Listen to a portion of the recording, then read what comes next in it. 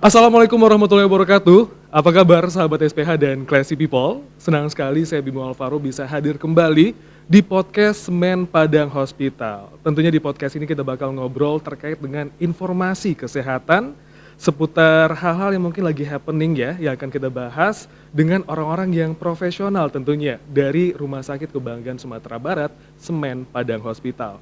Ada saya Bimo Alvaro yang akan memandu Anda, dan tentunya kita udah nyiapin juga nih pertanyaan yang bakal kita hadirkan di podcast kali ini. Sahabat SPH dan juga Classy People, pandemi COVID-19 itu masih melanda di seluruh penjuru dunia. Banyak varian yang bermunculan membuat siapapun menjadi mawas diri untuk tidak terpapar. Apalagi juga saat ini pandemik makin parah ya, dengan peralihan musim yang saat ini juga terjadi. Menjadi pengingat juga nih bagi kita untuk terus ngejaga diri, untuk terus meningkatkan imunitas agar terhindar dari paparan COVID-19. Tentu saja Classy People, kita sudah menghadirkan narasumber yang luar biasa. Ada Kawela Pratiwi dari Komite Pra Pencegahan Pengendalian Infeksi dari Semen Padang Hospital. Apa kabar Kawela? Alhamdulillah sehat Bang. Alhamdulillah sehat ya Kak ya. Kawela, nah tema kita, tren gaya hidup yang bisa kita lakukan di tengah pandemi COVID-19. Tapi sebelum kita ngebahas tentang tema kita dulu nih Kak, pandemik COVID-19 itu sebenarnya sudah berakhirkah atau sudah masih berlangsung saat ini? Sebenarnya pada saat ini pandemi COVID ini belum berakhir. Itu kalau di Indonesia maupun dunia itu masih ada, dinyatakan belum ada dikatakan berakhir. Tapi pada saat ini dari berbagai data yang kita dapatkan, dari berbagai data yang kita dengar, itu mungkin relatif menurun dibandingkan tahun sebelumnya. Walaupun seperti itu kan kita harus juga waspada apa yang harus kita lakukan, bagaimana kita agar tidak terjadi terkonfirmasi COVID, seperti itu Bang. Oke, dan tentunya Classy People kita juga udah tahu ya kayak mungkin kita di tahun 2020 di sounding untuk menggunakan masker, menjaga jarak dan juga protokol kesehatan lainnya. Tapi dari kitanya nih Kak, dari kita secara pribadi, bagaimana cara kita untuk bisa mewaspadai COVID-19 ini? Kalau cara apa yang harus kita lakukan, bagaimana kita harus menyikapi, itu sebenarnya di media-media udah banyak masyarakat kita mengetahui Bang. Bener. Mungkin itu tuh hal yang paling banyak didengar, paling mudah untuk dilakukan. Itu mewaspadai COVID itu bisa melakukan dengan cara tren gaya hidup, seperti menerapkan protokol kesehatan seperti 3M. 3M, apa itu 3M? Berarti kan kita pertanyaan nih, 3M ini jangan nanti M itu kan banyak gitu artinya gitu. 3M, M yang pertama apa? M pertama itu yaitu menggunakan masker. Menggunakan masker itu sebenarnya dari dulunya kita juga sudah menggunakan masker, harus menggunakan masker. Karena masker itu tidak digunakan saat masa pandemi Covid aja. Tidak memutus mata rantai untuk terkena konfirmasi COVID aja, tapi masker itu bisa digunakan untuk polusi udara, asap rokok, menghindari kita supaya jangan terkena hal tersebut gitu.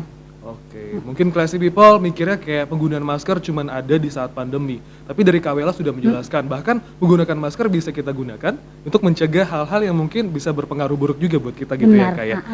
Oke.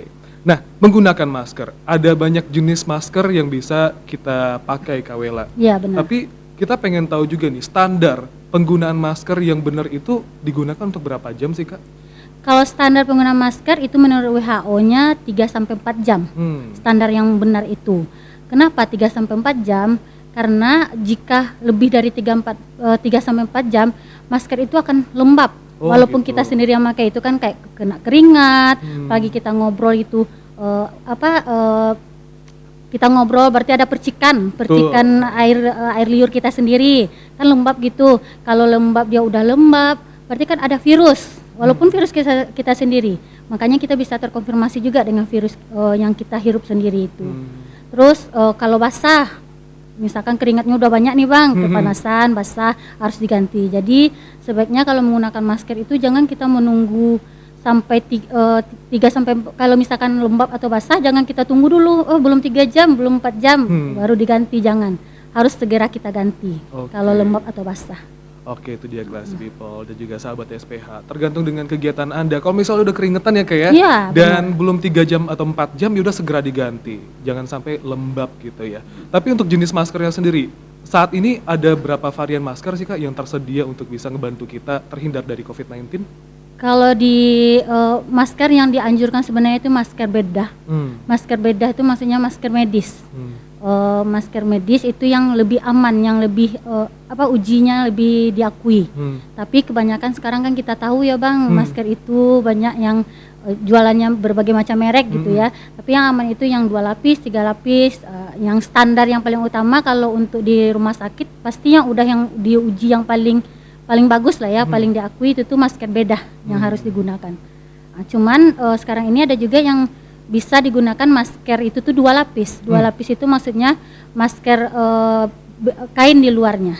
Boleh masker bedah di dalam, masker kain di luarnya. Seperti itu Bang. Oke, banyak nih sahabat SPH dan juga Classy People. Saatnya nih kita buat nyetok masker biar tetap aman selama berkegiatan. Nah, Kak Wela, prokes ya, menggunakan masker. Terus kita juga mendengar mencuci tangan. Mencuci tangan di sounding dari kecil juga dari SD sekarang udah diajarkan Ya, mencuci benar. tangan yang baik gitu ya kayak. Dan sudah banyak nih di semua sarana umum itu menyediakan tempat mencuci tangan. Iya benar. Nah, saya pengen tahu nih, kira-kira mencuci tangan yang baik itu seperti apa? Sebenarnya mencuci tangan itu kan bagian dari yang 3M tadi. Yang pertama itu menggunakan masker, yang keduanya mencuci tangan. M yang kedua mencuci tangan. Mencuci tangan itu sebenarnya dari dulunya benar kata Abang udah kita kenal. Sebenarnya anak-anak lah ya pada umumnya udah mengenal ya Bang. Gayanya, tariannya, lagu-lagunya itu udah banyak. Anak-anak TK gitu. Mungkin orang-orang dewasa, masyarakat dewasa pada umumnya mungkin baru mengenal cuci tangan itu pas masa pandemi sekarang ini. Baru dilakukan, baru sedia hand sanitizer gitu ya. Sebenarnya dari dulu udah bisa dilakukan. Karena mencuci tangan yang benar itu sebenarnya ada 2 jenis cara cuci tangan. Oke. 2 jenis cara cuci tangan itu yang simpel aja kita ketahui. Yang pertama itu dengan sabun dan air mengalir. Itu yang pertama, dan yang cucian tangan yang kedua itu dengan menggunakan hand scrub. Atau lebih dikenal kita biasanya hand sanitizer. Yang hand sanitizer terserahlah mereknya mau apa, itu kan bisa kita dapatkan praktis di mall, swalayan, minimarket, itu banyak kita dapatkan. Seperti itu Bang. Apalagi di Semen Padang Hospital juga banyak ya kayak hand sanitizer yang bisa Anda temukan. Iya, kalau di Semen Padang Hospital itu rata-rata di lift aja, dalam lift Semen Padang Hospital itu harus ada hand sanitizer. Karena kan habis pencet lift itu harus cuci tangan lagi gitu. Bener, bahkan masuk gedungnya aja nih sahabat SP dan Classy People langsung ada nih hand sanitizer, aman banget. Dan tadi Kak Wela juga udah nyentil nih penggunaan hand sanitizer sebagai opsi lain dalam mencuci tangan. Nah, sebelum kita mengkaji tentang hand sanitizer nih Kak Wela, kapan aja nih kita harus mencuci tangan? Apakah saat memegang makanan saja atau mungkin setelah berkegiatan di luar ruangan atau bagaimana? Mencuci tangan itu sebenarnya tidak susah-susah gitu ya Bang. Karena tapi mencuci tangan tuh harus kita lakukan sebelum dan setelah melakukan tindakan aktivitas sehari-hari yang kita lakukan. Bener. Itu contohnya mungkin yang simpel aja. Sebelum makan, setelah makan. Terus mungkin sebelumnya kita mencuci pas makan cuci tangan biasa aja, tapi sekarang mungkin masa pandemi lebih safety lagi, lebih teliti lagi ya caranya. Terus yang ketiga setelah buang air besar itu cuci tangan. Terus yang keempatnya setelah melakukan segala jenis aktivitas yang kita lakukan sehari-hari. Yang paling penting itu seperti ibu menyusui. Sebelum ibu menyusui itu dianjurkan untuk melakukan cuci tangan dulu sebelum memberikan ASI kepada bayinya. Kenapa? Karena kalau tidak mencuci tangan, entah ibunya tuh megang apa gitu habis dari dapur, megang sesuatu, menyusui bayinya. Ternyata nanti bisa diare bayinya gitu. Sayang ya kalau misal sekecil itu malah diare gara-gara ibunya tidak memperhatikan gitu ya. Yang tidak peduli, yang tidak safety dengan dirinya dan bayinya. Berarti mencuci tangan itu kalau kita tidak menerapkan cuci tangan itu akan merugikan diri kita sendiri dan orang lain. Benar. Karena kalau kita tidak cuci tangan, aturannya kita cuci tangan dan memutus mata rantai infeksi itu tuh di diri kita. Ternyata kita tidak cuci tangan, kita sebarkan ke orang lain jadinya kan, seperti itu Bang. bisa kita simpulkan nih, sahabat SPH dan juga Classy People, bahwasanya yang kita mention tadi adalah manfaat dari mencuci tangan. Iya. Apakah ada manfaat lain nih Kak Wela dalam mencuci tangan? Manfaat lain dari cuci tangan, keuntungannya sih sangat banyak manfaat lainnya itu. Salah satunya manfaat cuci tangan itu biar virus, kuman, bakteri yang tidak masuk ke dalam tubuh kita. Seperti yang saya bilang tadi Bang, kalau kita udah cuci tangan, kita mutus mata rantai infeksi itu. Infeksi kan banyak tuh virus seperti penyebaran penyakit yang menular, diare yang untuk anak-anak, terus kayak ISPA, infeksi saluran pernafasan, kan apalagi virus COVID itu sendiri kita taunya kan itu penularannya droplet.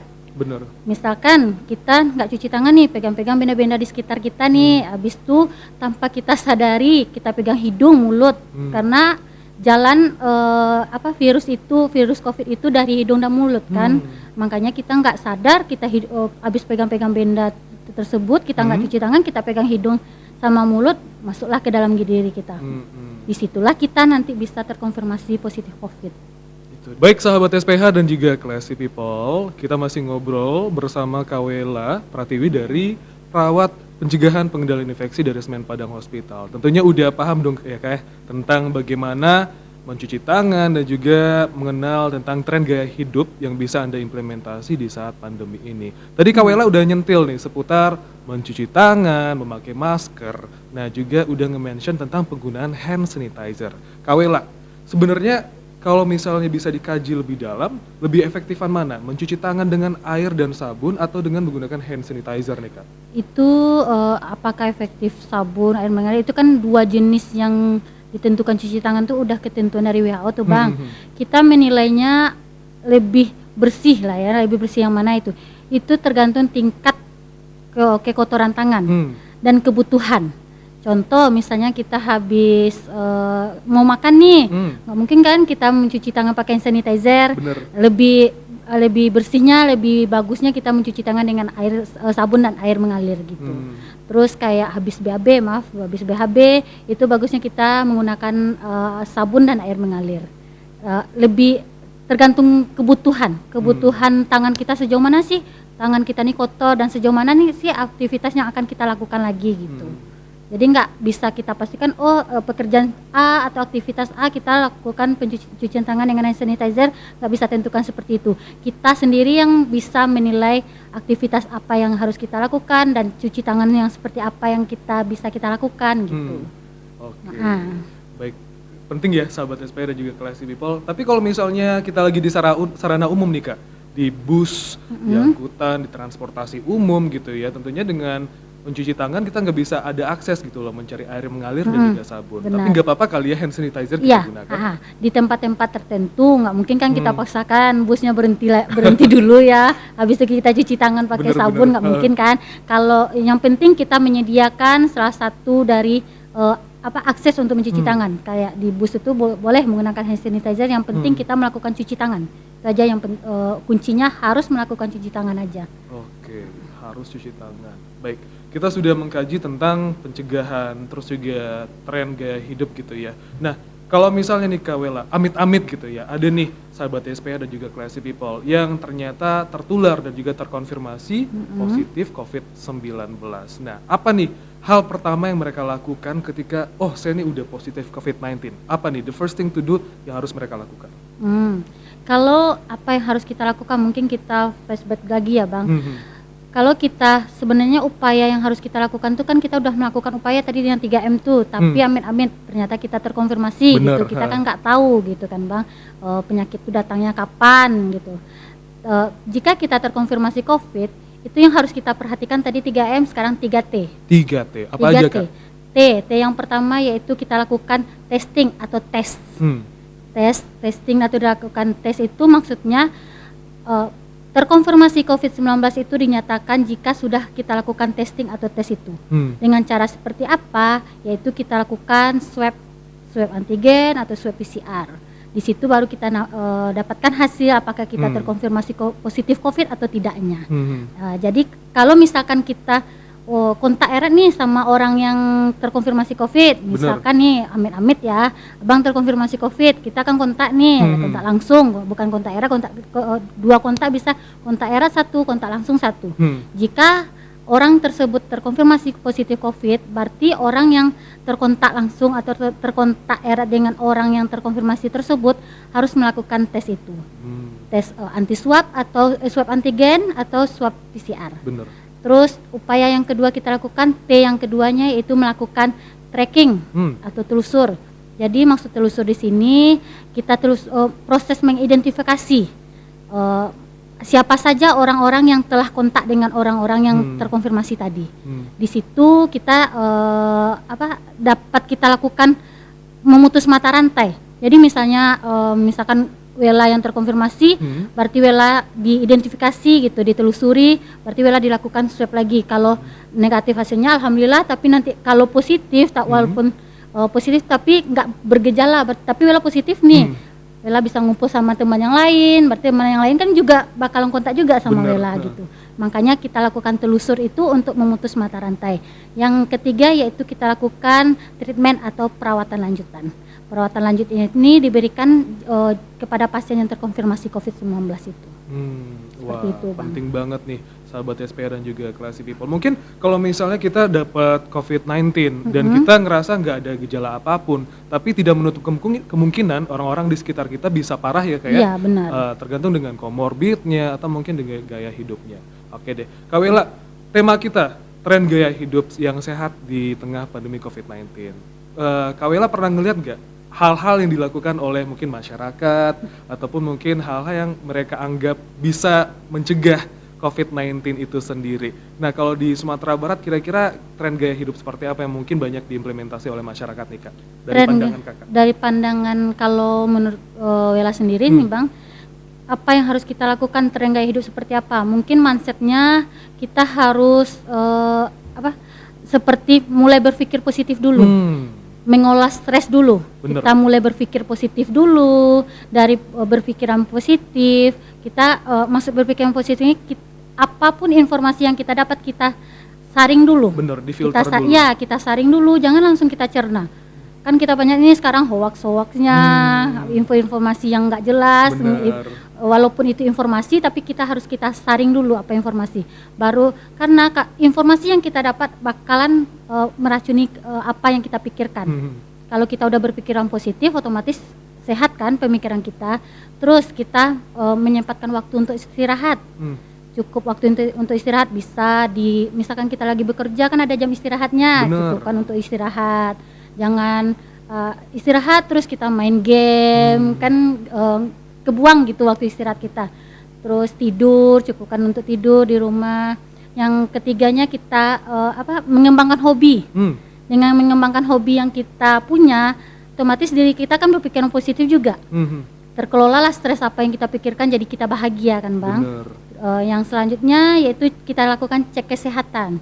Mungkin sedininya kayak cek kesehatan pengukuran tekanan darah, karena dari tekanan darah itu kan nanti ke darah tensi tinggi itu kan bisa menyebabkan penyakit yang lain. Dari hal terdini dulu kita lakukan cek kesehatan.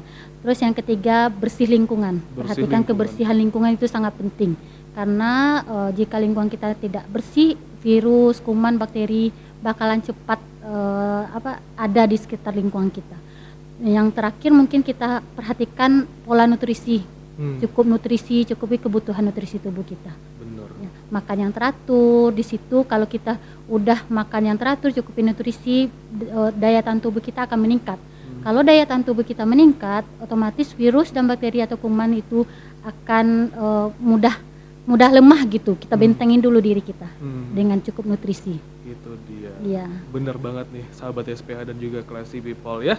Karena dengan mindset yang bagus, mindset yang udah positif, terhindar, itu bisa mempengaruhi tubuh kita juga. Kita bakal punya badan yang sehat kalau punya mindset yang sehat. Benar. Oke, luar biasa sekali. Nah, sahabat SPH dan juga Classy People, sebelum kita menyudahi podcast kita kali ini, ada satu pertanyaan lagi nih Kak Wela. Nah, dengan banyaknya aturan-aturan baru, terus juga mobilitas masyarakat yang sudah tinggi, masyarakat udah datang ke tempat rekreasi, ke objek wisata, udah nongkrong-nongkrong lagi. Tentunya pandemi masih melanda, masih ongoing saat ini. Nah, dengan kegiatan masyarakat yang sudah mulai kembali dalam tanda kutip normal, tapi ada pandemi. Nah, gimana nih perilaku yang harus kita lakukan biar bisa mengimbangi kegiatan kita, tetapi tetap terhindar dengan COVID-19? Upaya kita harus apa ya, walaupun mobilitas kita tinggi, nggak mungkin kan masyarakat kita berdiam diri ya Bang. Di rumah ya. Yaitu pertama, kita keluar rumah itu kita harus perhatikan tetap menggunakan masker, mencuci tangan, menjaga jarak. Harus kita lakukan seperti itu. Benar. Dan cukupi nutrisi tadi. Dengan hal seperti itu yang kita sudah lakukan, insya Allah kalau penyakit kan kita nggak tahu datanya kapan. Tapi kita mencoba untuk membentengi diri kita dengan hal-hal seperti itu dulu. Oke, wah luar biasa banget sahabat SPH dan juga Classy People. Semoga dengan apa yang kita bahas di podcast kali ini bisa bermanfaat untuk Anda dan juga bisa tetap membuat Anda terhindar dari paparan COVID-19. Kak Wela, makasih banyak ya, buat udah Bang. gabung di podcast kali ini. Kita Baik, nantikan kesempatan lainnya ya Kak Wela ya. Oke, siapa tahu bisa terima diizinkan kasih. untuk ngobrol lagi. Oke Insyaallah. deh. Baik sahabat SPH dan juga Classy People, demikian podcast Semen Padang Hospital kali ini. Kita bakal ngobrol-ngobrol lagi bersama narasumber terkait dengan informasi penting kesehatan dari orang-orang yang sudah berprofesional dari Semen Padang Hospital. Dan nantikan obrol lainnya bersama saya Bimo Alvaro dan juga kita bakal kulik-kulik juga nih tentang apa aja nih kegiatan yang ada di Semen Padang Hospital. Untuk itu saya Bimo Alvaro mewakili narasumber dan juga kru yang bertugas mohon undur diri. Assalamualaikum dan sampai jumpa.